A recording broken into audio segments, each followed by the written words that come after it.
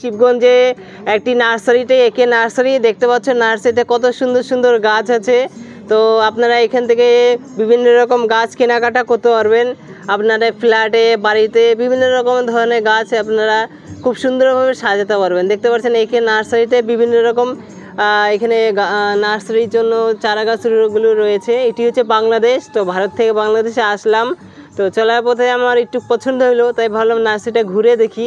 তো নার্সারিটা ঘুরে দেখলাম, এই যে আমার খুব ভালো লাগলো, কি সুন্দরভাবে সুতা দিয়ে সাজিয়েছে। তো আমারও একসময় ইচ্ছা ছিল যে নার্সারি খুলবো, কিন্তু হয়নি।